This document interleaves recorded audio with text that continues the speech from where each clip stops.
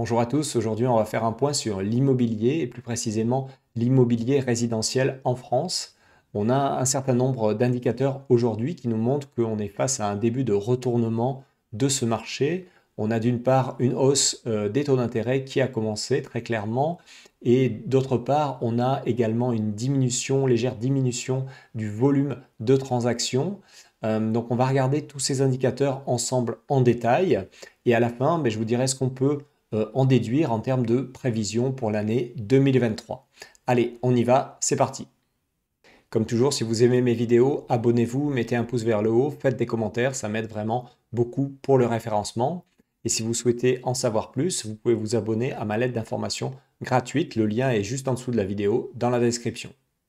Tout d'abord, on va commencer par l'évolution des prix. Vous avez ici l'indice des prix des logements en France entre 1996 et aujourd'hui. Donc on l'a sur une période de 26 ans.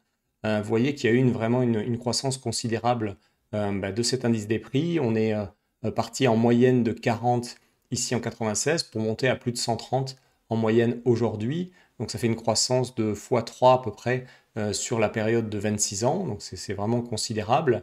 On voit qu'il y a eu trois périodes, de 96 à 2007 à peu près, le début de la crise financière, une croissance vraiment considérable. Ensuite, une relative stagnation jusque à peu près à 2015-2016. Et ensuite, de nouveau, on a eu une croissance très forte du prix des logements. Donc la particularité, c'est que vous voyez que récemment, on a la zone de Paris qui a commencé à baisser très clairement. Donc elle avait monté plus fortement, on va dire, après 2016 que le reste de la France, mais elle baisse aussi plus fortement depuis à peu près le milieu de l'année 2020. Donc c'est ce que vous voyez ici, donc là très clairement. Ensuite, pour les autres régions en dehors de Paris, on ne le voit pas très bien ici, mais il y a aussi un début de fléchissement. Donc je vais vous montrer une autre courbe. Donc ici, on a l'ensemble de la France, l'ensemble des logements en glissement annuel. Et donc vous voyez qu'il y a un retournement ici, la courbe bleue, c'est la moyenne, à peu près fin 2021. Donc globalement, hein, sur la France, on commence à avoir un retournement, un tassement. Alors c'est toujours en croissance hein, sur le reste de la France, mais cette croissance diminue très clairement.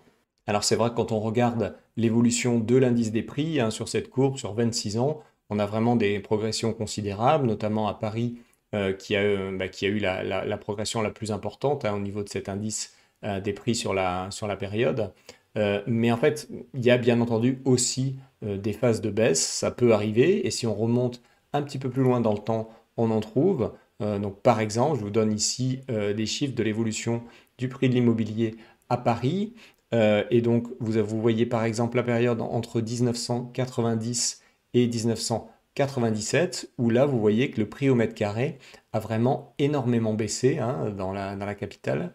Et donc, il est précisé en dessous que donc, sur 7 ans, la baisse des prix en euros constants a été de 42%. C'est voilà, c'est vraiment extrêmement fort. Il y a une baisse des volumes que vous voyez ici en bleu qui a été très forte aussi sur la période, mais ça veut quand même dire que même à Paris, hein, on peut avoir, même sur des biens comme l'immobilier qui sont parfois considérés comme des valeurs refuges, on peut avoir des variations à la baisse très fortes.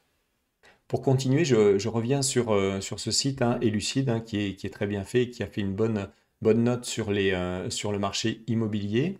Donc vous voyez ici l'évolution donc, du prix réel des logements en France en euros constants. Hein, donc on a corrigé de l'inflation. Donc ce qui est intéressant, c'est que vous voyez, si on remonte encore plus loin, depuis 1965, on voit bien que pendant une longue période, même si ici, hein, donc, des années 90, il y avait eu une décorrélation entre la France et Paris, sinon ça se suivait à peu près, mais en fait il y a eu une décorrélation ici, là, à peu près au niveau des années 2008. Paris a vraiment gagné beaucoup plus en valeur à partir de cette date-là, à partir de 2008, que eh bien, tout le reste de la France. Donc ça, c'est un élément important, hein, cette décorrélation entre Paris et le reste de la France. Et l'autre élément que je voulais vous notifier, c'est donc ici, donc ce graphique, vous avez en fait l'évolution du prix des logements en France qui est comparée au revenu annuel des ménages. Donc en fait, ça veut dire quoi? Ça veut dire que eh bien, pendant toute cette période, en fait, qui allait à peu près jusqu'à l'année 2000, eh bien, même s'il y avait effectivement une hausse du prix des logements, eh bien, en fait, ça suivait plus ou moins l'évolution du revenu annuel des ménages. Donc, les ménages avaient toujours plus ou moins la même capacité à acheter un logement. Donc voilà, donc ça a continué jusque dans les années 2000. Et c'est vrai qu'il y a un décrochage très clair dans les années 2000, et c'est parti en flèche. Donc le prix des logements a très, très largement augmenté et beaucoup plus que le revenu annuel des ménages, et depuis, c'est jamais retombé. Et donc ça veut dire que, eh bien, à partir de ces années 2000, du début des années 2000, les ménages les plus modestes ont eu eh bien, de plus en plus de mal à accéder eh bien, justement aux biens immobiliers les plus recherchés. C'est pour ça que bien souvent, ils sont obligés d'aller s'installer très loin des centres-villes. Et parfois, ce qui peut être gênant, ils sont extrêmement loin du lieu où ils travaillent. Alors maintenant, si on compare l'acquisition à la location, donc ça c'est intéressant, vous avez sur ce graphique l'évolution du prix des logements qui est en bleu, et vous pouvez le comparer au même indice, mais sur le prix des loyers. Et donc vous voyez que là aussi, sur ce graphique, on a une décorrélation qui apparaît à peu près un petit peu avant les années 2000. Donc en gros, les prix des loyers restent à peu près stables. En revanche, le prix des logements, lui, à partir à peu près des années 2000, flambe complètement. Donc ça veut dire deux choses. Ça veut dire que, eh bien, depuis les années 2000, il est beaucoup plus difficile pour les ménages qui ont des revenus modestes, eh bien, d'accéder à la propriété. Ils sont obligés hein, de payer leur loyer. Ils vont pas arriver à, ou en tout cas de manière beaucoup plus difficile, à accéder à la propriété. Et la deuxième conclusion de ce graphique, c'est que depuis les années 2000, eh bien, l'investissement locatif a vu sa rentabilité baisser significativement, puisque désormais, hein, vous achetez à ces prix-là, mais vous louez votre bien seulement ici, à ces prix-là. Il y a une comparaison qui me paraît vraiment très pertinente, c'est la comparaison entre l'évolution du prix des logements en France et aux États-Unis. Donc là, sur ce graphique, vous avez la France qui est en bleu en haut et les États-Unis en rouge. Et donc, ce qui est très intéressant, c'est de voir le décalage qu'on a eu là aussi à partir des années 2000. Donc, dans les deux zones, on a eu effectivement une flambée des prix. Et on a eu la crise des subprimes aux États-Unis, donc qui était en 2007 à peu près. Donc vous voyez ici, c'est le sommet de cette courbe.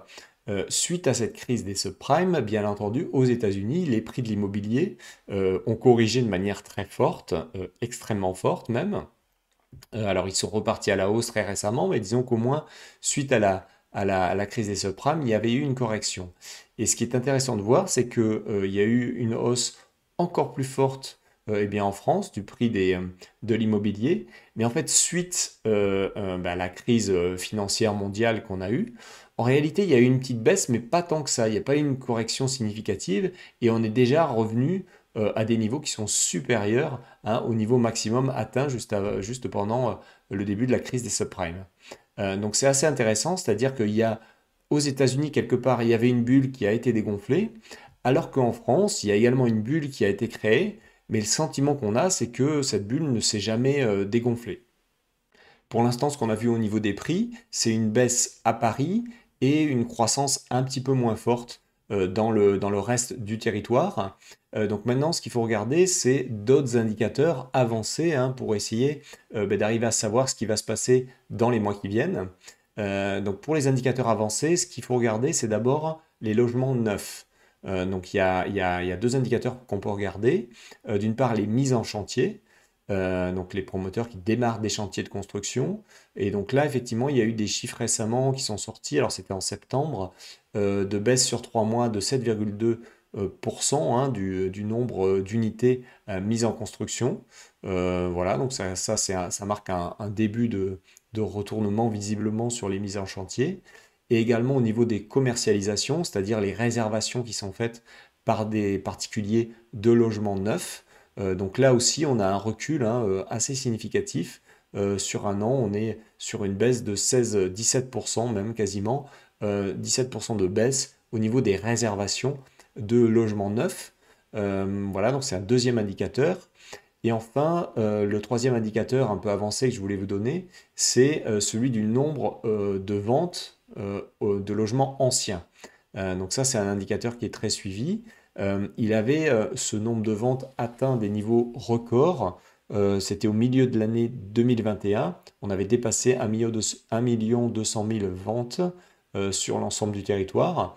Et c'est vrai que depuis, eh bien, vous voyez on a enclenché une baisse euh, qui continue à mois après mois. Aujourd'hui, on est à moins 5% par rapport au maximum, hein. Donc, on est toujours à des niveaux assez élevés, mais voilà, on a un début de baisse sur ce nombre de ventes sur le territoire. On passe maintenant à l'indicateur le plus important, c'est les taux d'intérêt sur les emprunts immobiliers. Donc vous voyez sur ce graphique l'évolution de ces taux moyens, donc facturés aux particuliers pour leur crédit. Donc vous voyez qu'il y a eu une phase de baisse qui est allée jusque dans les années 2020-2021. Donc on partait de un peu plus de 5% ici en 2001 et on est allé en 2021 jusqu'à quasiment 1%, donc des taux vraiment très bas. Et à partir de début 2022, là, on a commencé à avoir une hausse de ces crédits. Donc, on a vraiment une hausse là qui est en cours en ce moment. Donc, pour vous expliquer l'évolution de ces taux, globalement, ils dépendent de différents facteurs, mais un des facteurs principaux, ce sont les taux directeurs de la Banque centrale européenne. Donc là, vous avez l'évolution des taux directeurs de cette banque centrale. Et vous voyez que globalement, la forme de la courbe ressemble beaucoup hein, ici sur les taux des crédits immobiliers. Il y a des petites différences. Par exemple, début 2022, comme on avait déjà une inflation un peu forte, eh bien, il y a eu une hausse des taux des crédits immobiliers avant la hausse des taux directeurs qui était seulement au mois de juin 2022. Donc globalement, la baisse ici très forte des taux d'intérêt sur les crédits immobiliers, ce qu'elle a provoqué, c'est très clairement une hausse des prix de l'immobilier, hein, une bulle sur les actifs immobiliers. Et donc là maintenant, la remontée des taux qui est en cours, eh bien, elle va aussi avoir des conséquences très importantes sur le marché. Et vous allez voir que c'est des conséquences notamment en termes de capacité d'emprunt pour les ménages. Pour que vous puissiez bien comprendre, je vais faire un exemple sous Excel. Donc là, on va prendre un cas de figure d'une famille qui a une capacité donc, de remboursement par mois de 1 000 euros. Donc c'est la mensualité que vous voyez ici. Et donc, elle cherche à emprunter. Alors quand la situation est à 1% de taux d'intérêt, eh bien sur une durée de donc 25 ans, c'est ce que j'ai mis ici dans le modèle, elle va avoir la capacité d'emprunter 265 000 euros. Donc c'est ce que vous voyez ici. Et si elle a un apport personnel complémentaire de 50 000 euros, ce qui est déjà un apport significatif, sa capacité d'achat globale, donc le capital emprunté plus l'apport personnel, eh bien, va s'élever à 315 000 euros. Donc là, ici, vous avez la formule hein, de la mensualité. Hein, c'est une formule un petit peu compliquée, mais qui s'applique quand vous voulez calculer une mensualité d'un prêt amortissable classique. Le prêt amortissable classique, c'est celui où vous eh bien, payez tous les mois la même mensualité. Au début du remboursement du prêt, vous allez payer plus d'intérêts, mais pas beaucoup de capital. Et plus ça avance, et plus vous allez rembourser beaucoup de capital à l'intérieur de cette mensualité. Donc ça, c'est la situation de départ à 1% d'intérêt. Et donc, on va regarder ce que ça donne si jamais, eh bien, toute chose égale par ailleurs, les taux d'intérêt montent jusqu'à 5%. Donc, ça veut dire qu'on a toujours une famille qui a la même capacité de remboursement de 1 000 euros par mois, qui a le même apport personnel de 50 000 euros. Mais donc là, on est à 5%. Et donc là, ce qu'on voit, c'est que eh bien, on doit descendre le capital emprunté à 171 000 euros hein, pour que la mensualité soit égale à 1 000 euros par mois. Et donc, si on additionne avec l'apport personnel, on monte à 221 000 euros. Donc, ça veut dire quoi? Ça veut dire que eh bien, la capacité d'emprunt a baissé de 36%, c'est le capital emprunté. Et donc, globalement, la capacité d'achat, donc c'est vraiment ça hein, qui correspond au prix d'achat des maisons que les personnes vont acheter, eh bien, cette capacité d'achat diminue de 30%. Donc, vous voyez que c'est considérable. Une simple hausse de 4% du taux d'intérêt va se traduire par une diminution de capacité d'achat de 30%. Ce raisonnement fonctionne bien évidemment dans les deux sens. Quand vous avez des taux d'intérêt qui augmentent, eh bien, il y a une capacité d'achat pour le ménage qui diminue. Mais quand vous avez des taux d'intérêt qui baissent, eh bien, la capacité d'achat, elle, augmente. C'est ce qui s'était passé jusqu'en 2020-2021 à peu près. Les capacités d'achat, avec la baisse des taux d'intérêt jusqu'à 1%, eh bien, avaient augmenté considérablement. Et donc, ça avait fait augmenter vraiment énormément le prix des logements. Alors maintenant, pendant cette nouvelle phase de hausse des taux d'intérêt, eh bien effectivement, les prix vont être tirés à la baisse par cette diminution de capacité d'achat. Alors il y a quand même un bémol, c'est que sur le marché, il n'y a pas que des gens qui empruntent, il y a aussi des gens eh bien, qui vont vendre une maison pour en acheter une autre. Et dans ce cas-là, ils n'ont souvent pas besoin d'emprunt ou simplement un petit prêt complémentaire. Et donc ceux-là vont avoir moins d'impact sur le marché. Mais en réalité, c'est vrai que quand on regarde historiquement, on se rend compte que eh bien, le principal facteur qui va faire évoluer le prix des logements, eh bien, c'est celui-là, hein. C'est vraiment le taux d'intérêt sur les crédits immobiliers. La question bien sûr qu'on se pose à ce stade, c'est eh bien, jusqu'où va aller la remontée des taux. Donc ça, c'est assez difficile à prévoir, bien sûr. Aujourd'hui, la Banque centrale européenne annonce qu'elle va continuer à augmenter ses taux pour lutter contre l'inflation. Je vous rappelle que l'inflation est à 6,2% aujourd'hui officiellement en France. Donc voir ces taux d'intérêt sur les crédits immobiliers remonter encore significativement et atteindre ce qu'on a mis dans l'hypothèse de modélisation, atteindre 5%, c'est vraiment pas du tout aberrant, au contraire. Si on fait des prévisions, il y a quand même une autre donnée que je n'ai pas ajustée dans ma modélisation, c'est la capacité des ménages à maintenir cette mensualité de 1000 euros, hein. Très certainement, si on passe par une récession, c'est ce que j'ai évoqué dans une vidéo précédente sur ma chaîne, je vais vous mettre le lien, eh bien, très vraisemblablement, en moyenne, on aura un petit peu moins de capacité de remboursement par mois. Donc c'est pour ça qu'ici, dans cette deuxième modélisation, j'ai baissé un petit peu la mensualité, j'ai aussi baissé un petit peu l'apport personnel pour prendre en compte cette situation économique. Et dans ce cas-là, quand on refait la modélisation, eh bien, on voit que la capacité d'achat, elle ne baisse pas de 30%, mais de 34%, donc presque 35% de baisse de capacité d'achat, ce qui veut dire une baisse également potentielle du même ordre de grandeur sur les prix moyens des logements sur le marché français. Le dernier indicateur que je voulais vous donner pour essayer de prévoir un petit peu l'évolution du marché, eh bien, c'est le nombre de prêts bancaires qui a été accordé en France. Donc là aussi, mais c'est un indicateur qui va montrer un retournement sur ce marché. Donc vous voyez ici les derniers chiffres qui ont été publiés. Donc pour le troisième trimestre 2022, on est en baisse de 34% par rapport au même trimestre de l'année précédente.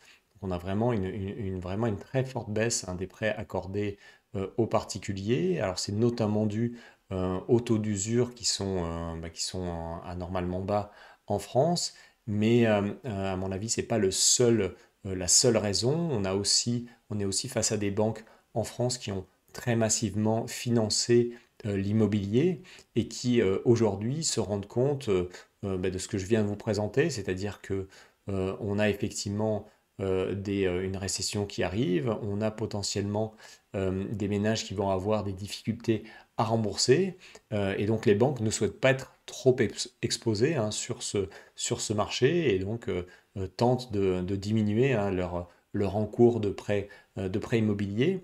Donc forcément ça va faire diminuer le nombre de personnes qui sont demandeurs, hein, qui sont acheteurs sur le marché, et quand vous faites diminuer, hein, fortement le nombre d'acheteurs, bien évidemment, à un moment donné, au bout d'un certain temps, ça va faire baisser les prix, hein, très clairement.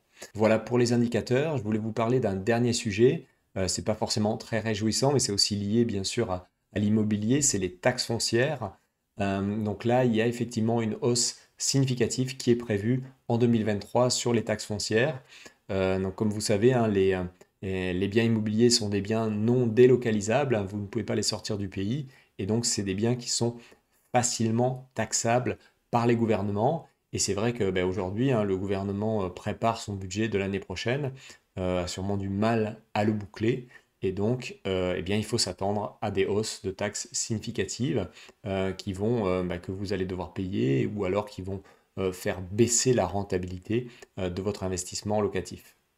Pour conclure, ce qu'on peut dire, c'est que l'évolution des prix des logements en France va dépendre principalement d'un indicateur, à savoir le taux d'intérêt sur les emprunts immobiliers. Et donc, il va dépendre très fortement de l'évolution des taux directeurs de la Banque centrale européenne. Là-dessus, on ne sait pas exactement ce qu'ils vont faire, mais pour l'instant, ils ont dit qu'ils allaient continuer à augmenter ces taux. Donc, c'est pour ça qu'on peut anticiper hein, une baisse du marché.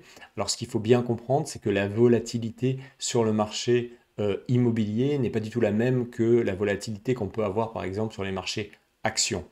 Si on a une baisse, c'est une baisse qui se fera progressivement. Une personne qui veut vendre son bien immobilier et qui n'arrive pas tout de suite en quelques mois à obtenir le prix qu'il avait imaginé initialement, eh bien, va attendre souvent 6 mois, voire 12 mois, et pour finalement accepter un prix inférieur à celui qu'il avait envisagé. Et donc c'est simplement à ce moment-là qu'on enregistrera la baisse des prix sur le marché.